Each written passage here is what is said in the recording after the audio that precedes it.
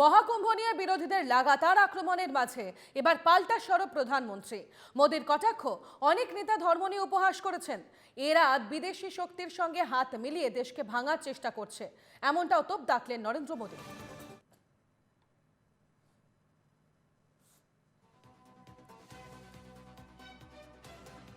साथियों, आजकल हम देखते हैं कि नेताओं का एक वर्ग ऐसा है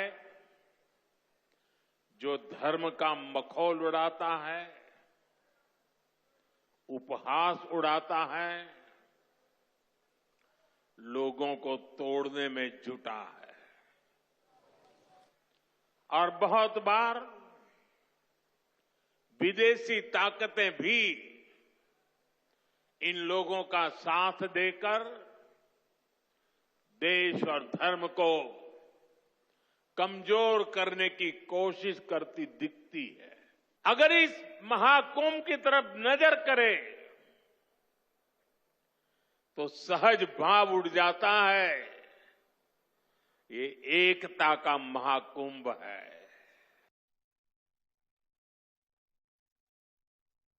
মধ্যেই আমরা শুনেছিলাম মুখ্যমন্ত্রী মমতা বন্দ্যোপাধ্যায় তিনি যখন মহাকুম্ভকে মৃত্যুকুম্ভ বললেন তা নিয়ে একেবারে সোচ্চার হয়ে উঠেছিলেন বিরোধীরা। অন্যদিকে অখিলেশ যাদব তিনিও সোচ্চার হয়েছিলেন। ঠিক কি বলেছিলেন তারা, শোনাবো একবার।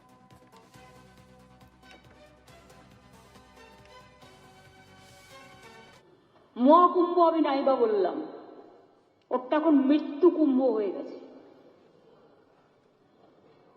মৃত্যু কূপের মতো।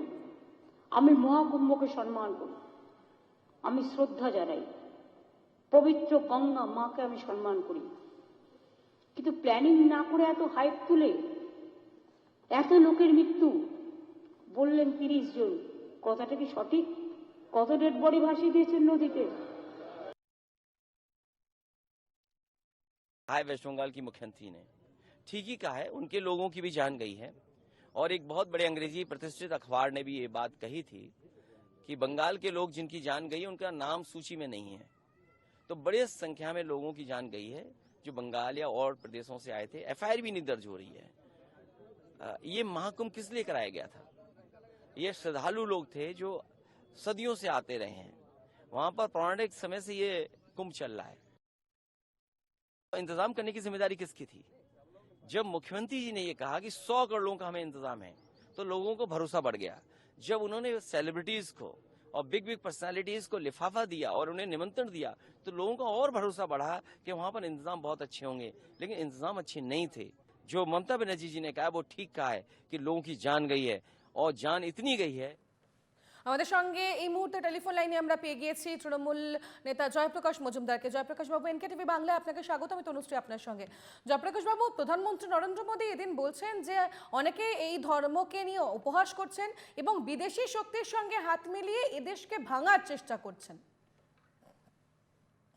প্রধানমন্ত্রী ভুল বোঝানোর চেষ্টা করছেন। ধর্ম নিয়ে কেউ উপহাস করছে না। ধর্মকে কেন্দ্র করে বিজেপি যে ফুটবল খেলছে সেই ফুটবল খেলাকে উপহাস করছে। ধর্ম ধর্মের জায়গায় আছে।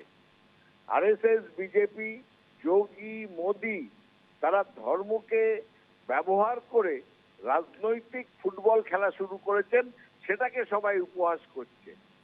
সেটা তার বোঝার দরকার। কুম্ভ মেলা আজকে নতুন হচ্ছে না, 1000 বছর ধরে কুম্ভ মেলা হয়েছে। হিন্দুরাও বিভিন্ন জায়গায় পুণ্য স্নান করেছে।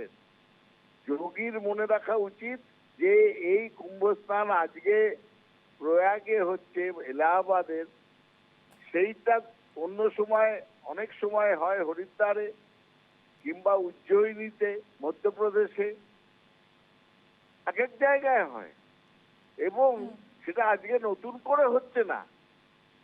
আজকে বিজেপি যে বলছে যেন তারা মহাকুম্ভ যেন তারা নতুন করে তৈরি করলো, মহাকুম্ভ যেন তারা প্রবর্তন করলো।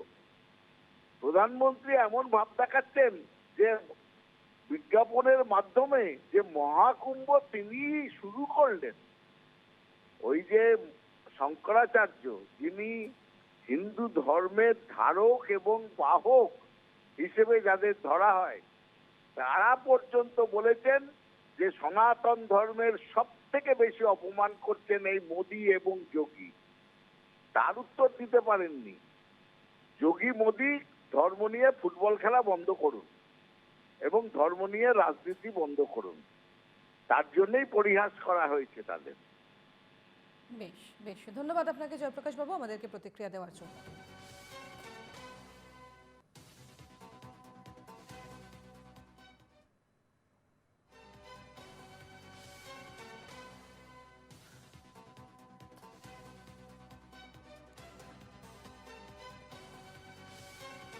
মহাকুম্ভের বিতর্কের মাঝেই ফের সরব মোদী এবং এবার বিরোধীদের বক্তব্যের পাল্টা জবাব দিলেন প্রধানমন্ত্রী।